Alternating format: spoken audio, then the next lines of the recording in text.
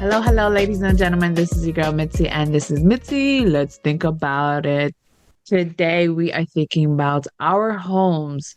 Can they survive major, massive disasters that just come by? I mean, these are questions that we really need to think about, especially when trying to buy a home. Like, can it really withstand the natural disasters that come into mind? So, thankfully, I have George here, a special guest who's going to be helping us think about this in another way so that we can really think about this. So, that being said, thank you so much, George, for coming on my show. Let's just dive right into it.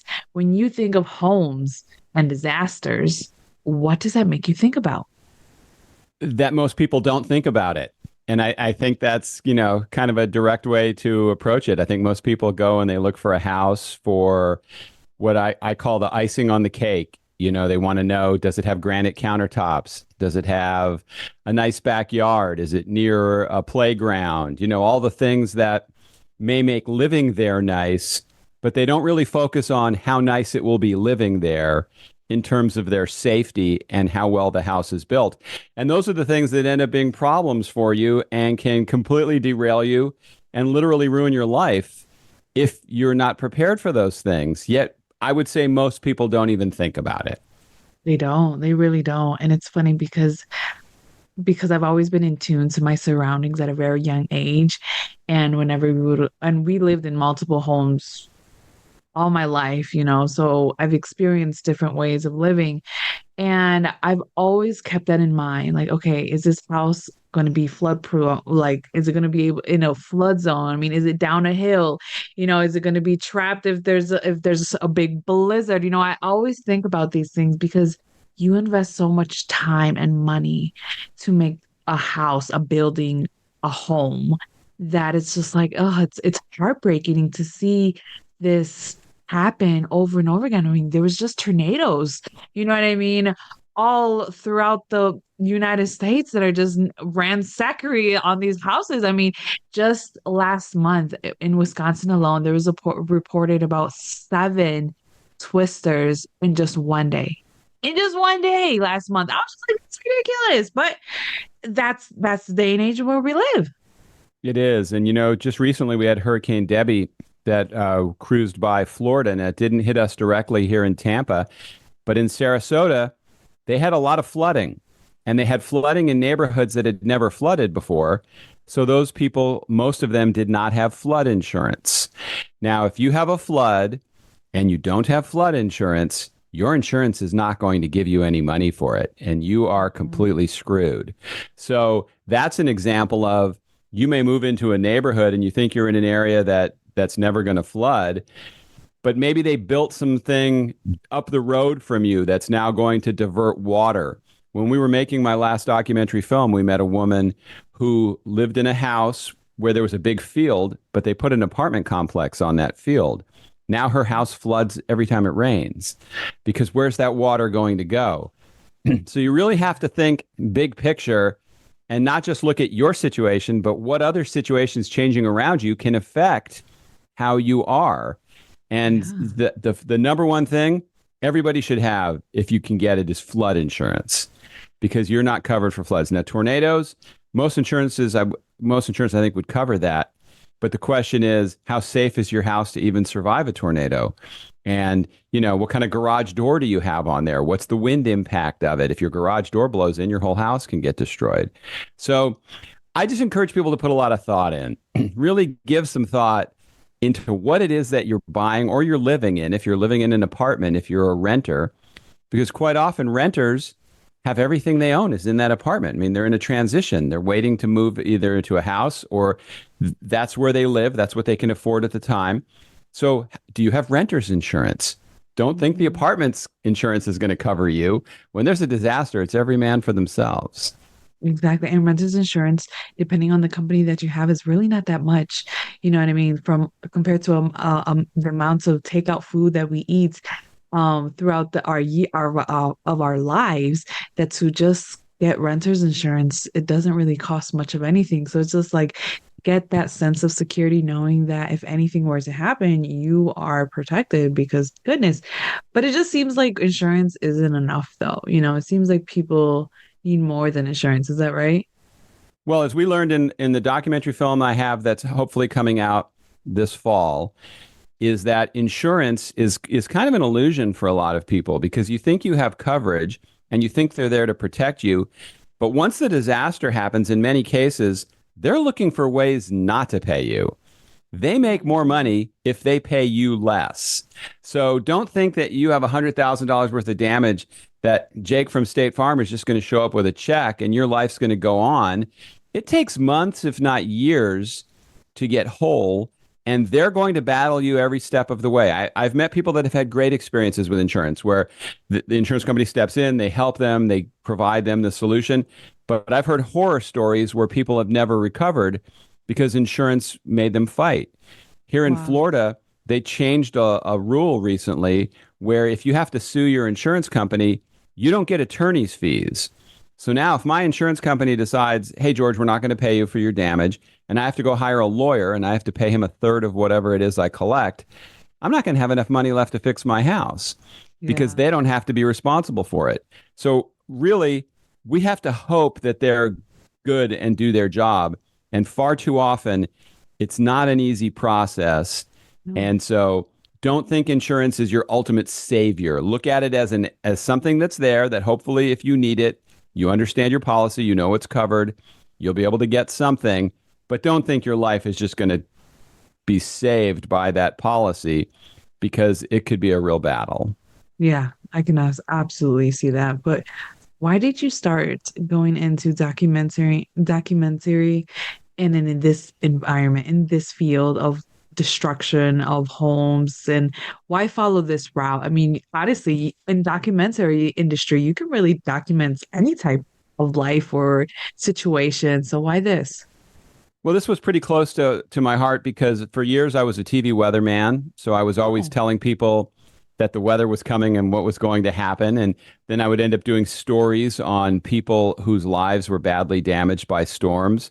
Mhm. And then as also as a homeowner, for years, I always see where I feel like I've been shortchanged by the people who built a house for me and what they didn't do right and what I should have known and what I should have done better. But it's those stories that you cover when you see people that have lost everything, that Mhm. one day they wake up and they don't have anything because their house was destroyed. And I find that heartbreaking. So I've wanted to make a couple of films that show people what they have to lose, what they should be doing, how they can prepare better so they can avoid it happening to them. So my next film, the one that's coming out soon, is called Built to Last, Buyer Beware. And it's that you really need to do a lot of work to find out what it is you're buying, how it was built, and how that house is going to last. Because Yeah. most of them aren't thinking that way. You know, I have a Mhm. thing that I think a lot of builders have the mentality of low bid wins when they're subbing out their projects. So if they can get things done along the way for cheaper, they're going to save money along the way. That's not Yeah. necessarily good for you. If they get a Mhm. drywall guy that's not good, if they get a roofer that just happened to be available and he's cheaper, they get a pool Mhm. guy who's looking to add clients but is not very good at his job, landscaper. I mean, you name it. They're counting nickels, and are they counting them in your favor? That doesn't mean there's not great builders out there that are doing a super job. You just need to do your homework and make sure that they are. That's true. I mean, that's a good thing to point out because nowadays people are, like you said, they're going cheap on materials where these houses are not built to last anymore. They're not. I mean, back Yeah. then they build houses to last, to withstand the treacherous like weather conditions because back then also the weather was more intense. I feel like now it has shifted and evolved and it's changing because I grew up in Wisconsin, I lived in Wisconsin and I lived in other places in the United States. And every time I come back, I notice that the weather conditions have changed from when I was a young girl versus now that I'm much older. The winters are not as harsh as they used to, but the summers are much more brutal. And the weather, the when the tornadoes come, they actually come to take instead of come to blow. So it's most definitely changing now. And it's crazy to think that people don't consider if this is a new build, how well of a build is this? Because even if the fact that it's new build doesn't necessarily mean that they put in the right materials and the right work into it. So it does Exactly. really And give you something to think about. yeah, and a builder might look at you and say, "Yeah, this house is built to code. We met the code." Code isn't thinking about tomorrow, it's thinking about today. It's saying, "Okay, this is the minimum standard that I'm required by law to build this house." But a Hmm. lot of times that's baloney because the minimum standard in Florida might be in South Florida, you have to build to withstand a major hurricane. The wind Yeah. rating is much higher. But as you get north, further into the state, the standards become lower. So you don't have to do that. So my Mm. last film, the one I did a few years ago, we shot a lot of it in Mexico Beach, Florida, which was wiped out by Hurricane Michael. They're not even rebuilding to a standard to survive what wiped them out before. In fact, along the way, people have complained that they were making the standards too high and they had them lower the standards, drop them. So if another Wow. major hurricane hits the panhandle of Florida, a lot of those people are going to get wiped out again because they're not rebuilding to survive the disaster that affected them. And I think there should be rules that say you can't rebuild to a if you don't rebuild to a standard of what damaged you, we're not allowing you to rebuild. I mean, that might be something that's smart. Now, a lot of people might not be able to afford that, so don't write me or call me and tell me I'm ruining your life. But that's certainly something to think about. Who should pay for that? If I have a house on the beach and it gets obliterated by a storm, and I put the same house back there, should everybody else have to pay for that? That's a I would good argue question. no. Especially insurance companies. If I was an insurance company and I was going to pay you out because of a certain damage, I would want to ensure, listen, this is the money that you get. If you're going to rebuild your house, rebuild it, but rebuild it to last. Because if the next year comes and you blows down like the three little pigs and you still build your house out of straw, even though the wind blew it down, you need to build it out of bricks, then build it out of bricks. You know what I mean? Like so Yeah, but I there's a flaw in what you just said I know there's a because if flaw. There's always a flaw. no, but if I'm an insurance company and I want you to do that, I need to give you some incentive to do that. That's So true. if you have let's just say, for example, a $200,000 house and it gets destroyed, and I want you to build it to survive, but it's going to cost 400,000. Well, what if I'm saying to you, look, I'm only giving you 100. Now make your house safer. You're That's essentially true. wiping That's those true. people out. So there needs to be some kind of program or some kind of incentive. And I don't have the answers. I just know I can clearly tell you what the problem is. I don't know what the best solution is. But I think that ideally that's what would happen. If you don't build it That's back true. better, don't build it back. And maybe Yeah. people shouldn't be living right by the coast. Maybe they shouldn't be living out in the middle of the woods where there's no way out in a fire. Maybe they shouldn't be living in the middle of Tornado Alley if they're in a mobile home because that's going to get destroyed. I mean, there's so many things, and a lot of people can't afford it. They Yeah. financially they can't. So how do we help them make better decisions? And then how do we help them recover? There's so many factors to this. That's true. There are a lot of factors to this because like you said, if the house is going to cost more to make it more sturdy, I mean, that means you're going to have to give me more so that I can make sure that it goes to that code or higher. But in Florida, in your area by Tampa, there's a lot of sinkholes. So wouldn't that be difficult to build at a certain standard? What happen if you're building and boom, there goes a sinkhole? I mean, how does that work? How do you protect yourself from those situations? I made sure I lived in an area where they didn't have them because that scared the hell out of me. When you look at sinkholes, a lot of insurance companies have written into their policy that they're not covering for that. So if your house gets swallowed up by a sinkhole, there's an exclusion in your policy that you're not going to get compensated for it. So that's pretty Oh, scary. And there's been some yeah. examples of neighborhoods here where sinkholes have opened up and houses have fallen in, and that can be life altering. I think you need to have a good geological of any property you're buying to know where the sinkholes are in your area and try to find an insurance company that will cover it.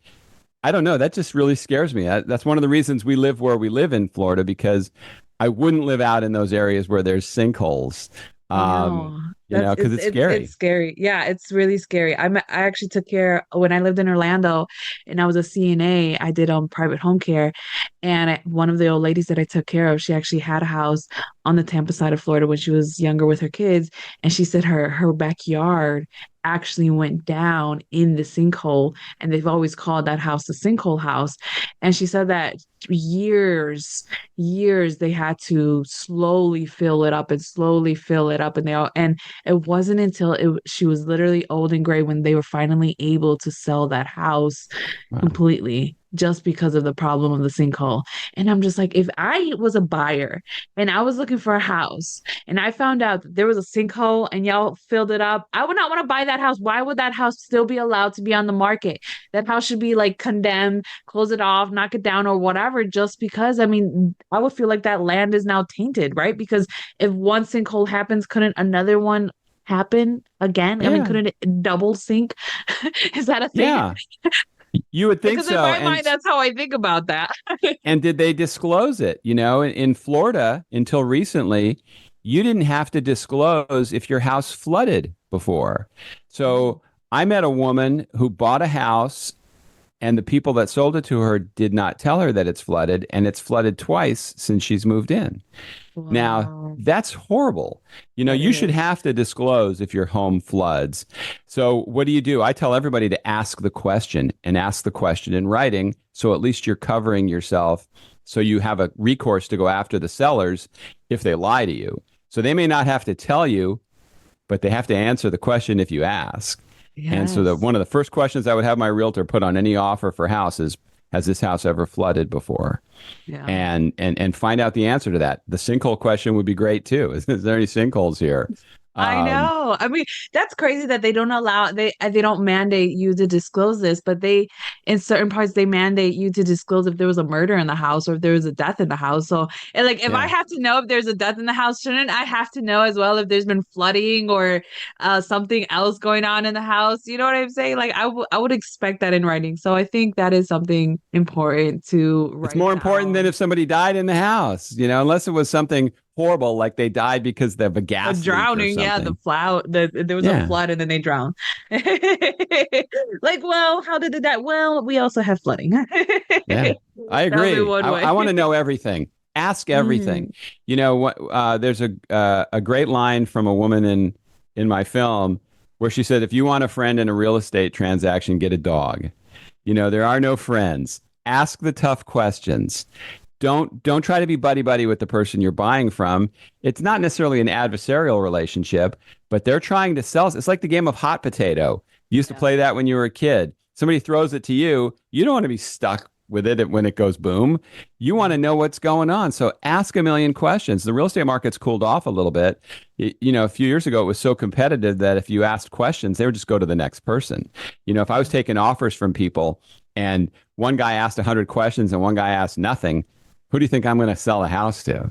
The one that yeah. The doesn't one want any that, information. So ask yeah. a million questions, get the answers. Do you think appraisers actually praise those type of situation and notify it that this is like in a bad area due to potential flooding or due to potential whatever other cases that there may be? Is that a thing? Or what are your opinions on appraisers then when you actually Well, if they're hired by a bank, if you're getting a mortgage, you can assume that their goal is to get that right because the bank doesn't want to loan money on something that doesn't have the value. So I think an appraisal, I don't know enough about that industry to question how accurate they are. You know, when you're getting your taxes assessed, you want your appraisal as low as possible so you can save money. When you're yeah, selling your house, you want the appraisal as high as possible so you can make the most money. yeah, So, you know, they can usually squeeze it in one way or the other, but it should be somewhat accurate. Now you can go on Zillow and Realtor.com, some of those websites, and they tell you what your house is worth based on square footage and comps in the neighborhood. So you have an idea. But as far as hazards, you may have to do a little digging. I don't know that an appraiser digs into the history of the house as much as square footage, style. I don't, basic I'm not giving you service an educated level. answer on that. Yeah, no, it's okay. It's your opinion, and that's perfectly fine. You know, I just want to know your thoughts on this. There's literally no wrong answer on my show.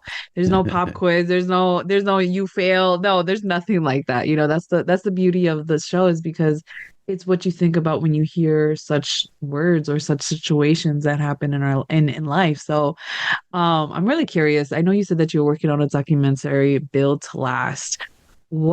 can you explain a little bit more about it if you don't mind?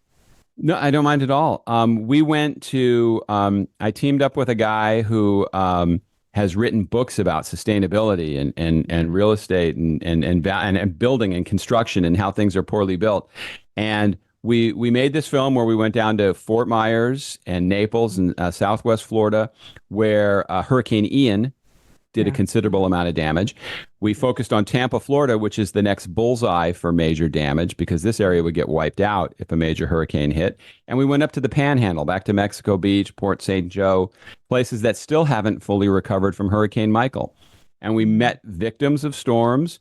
We talked to experts that show you what you should be looking for.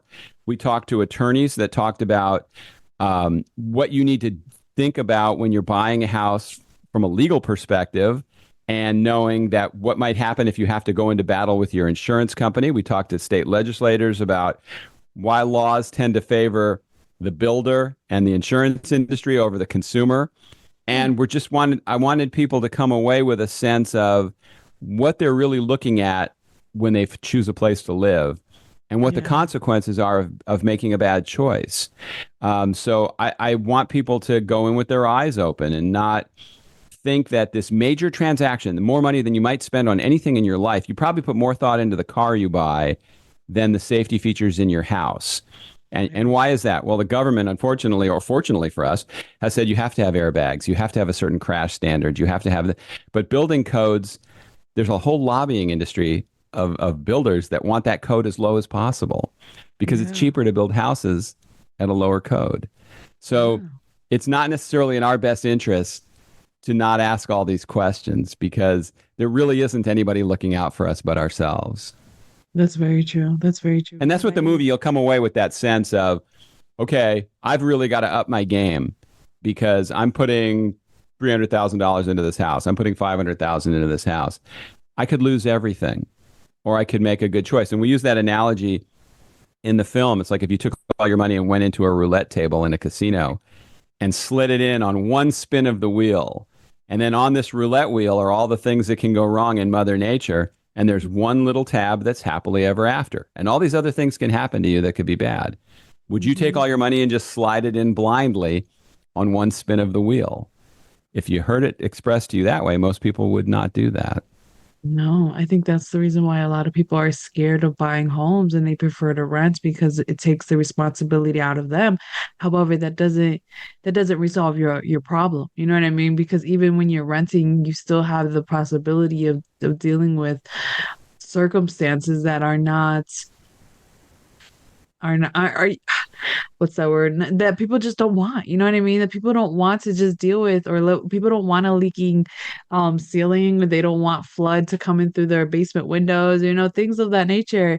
And it's about doing your research, and I think in that film that you're doing, and wow, you have a lot of detailed information that can really help people know what they're really investing into and how it can impact their whole life. Because I hear people all the time like, "Oh, I'm just scared of buying a haunted house and getting stuck living with it forever." But it's like there's more to it than a haunted house, There's more to that because oh my goodness, that first storm or that bad condition coming through, I mean, that truly impacts someone's life and their savings. And I mean, if you put all your money in the mattress and your mattress flew away, what are you really gonna do now, Yeah. And the people that are living in apartments may be even at more risk because you don't really know. Most people don't think, okay, what are the safety features of this apartment building? You may want to know if there's a fire alarm, but a lot of here in Florida, a lot of apartment complexes, major apartment complexes are built out of wood. So you're not even safe staying there in the event of a major hurricane. But there's no disclaimer on the door that says this building is likely to go airborne in a disaster. You're living there and you think it's safe. You think that somebody sat around at a meeting and go, let's build the safest apartment complex possible. Let's build it out of concrete so our residents Mhm. will be safe. They don't Yeah. do that. There's one down the street from my house that's all wood, that's right on the water. Now, that may be fine in a category 2 or 3 hurricane, but if a category 5 comes through here, that place is going to get wiped out.